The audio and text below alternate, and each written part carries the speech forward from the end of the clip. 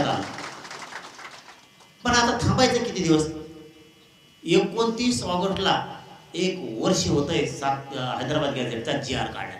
1 वर्ष. किती वेळ द्यायचा बाबा? काय चुकतोय मी सांगा? मराठ्यांनी सांगा मी काय चुकतोय, आणि सरकारनं पण सांगा काय चूक करायलोय मी. मला काय वाटतं, माझ्या मराठ्यांना मिळेल ना, ठीक आहे, देतो वेळ. आता 30 मे पासून आतापर्यंत 3 महिने होत आले तो वेळ दिला. किती पाहिजे?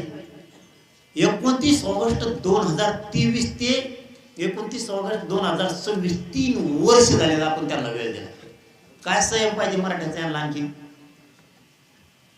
का बरबाद करायचं नेमकं मराठ्यांना? खूप महत्वाचे विषय ते. आता सोक्ष करायचं तुम्हाला मी सांगितलं होतं. आपला 10वा मुद्दा सांगतो आणि सोक्ष विषयावर येतो मी. कसा करायचा? आता करायचा कसा म्हणजे आता मला तुकडा पाडायचा निर्णायक म्हणल्याच्या नंतर मला बी तसं वागावं लागणार आहे. यांनी ECBCचं पण आरक्षण दिलं.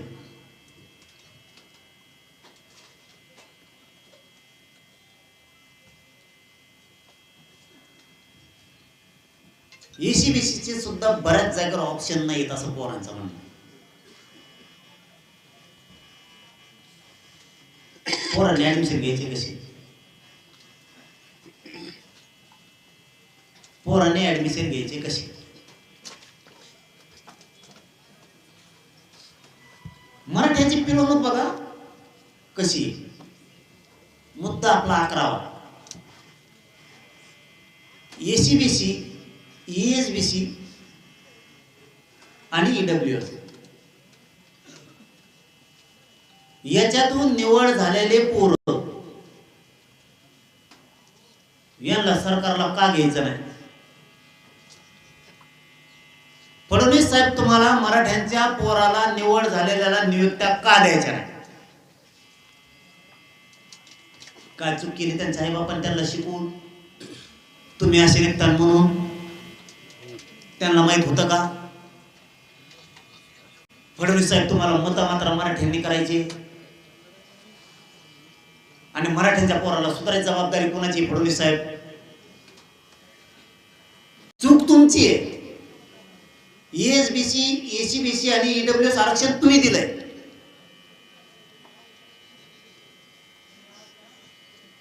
पोरांच्या निवडी झाल्या, पोरग नोकरीला लागणार आहे, पोरगी नोकरीला लागणार आहे, या आनंदात आई बाप आहेत. तुम्ही त्यांना आधी संख्या पद निर्माण करून घ्यायचं ठरवलं, अर्ध्याला घेतलं, अर्ध्याला का घेतलं नाही? तुझ्या भाव कशामुळे तुम्ही निवडून घेतले का? भाजपचे फक्त, आणि मराठ्याचे शेतकरी मराठ्याचे बाजू ठेवले. काय कमी केलं फडणवीस साहेब तुम्हाला या मराठ्यांनी? या प्रश्नाचं उत्तर द्या मला. काय कमी केलं? किती मतं केले त्या मराठ्यांनी तुम्हाला? तुम्ही आमच्याच पोरांचे मुर्दे पाडावं, मराठा टार्गेट करावं, संपवावं तुम्ही, ही अपेक्षा नाही आम्हाला तुमच्याकडून. MPSCच्या पोराचं सुद्धा तसंच केलं तुम्ही.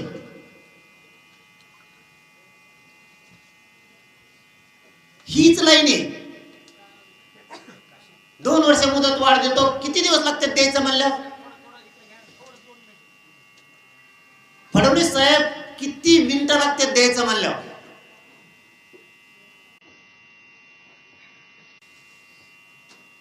मराठ्यावर अन्याय कशामुळं?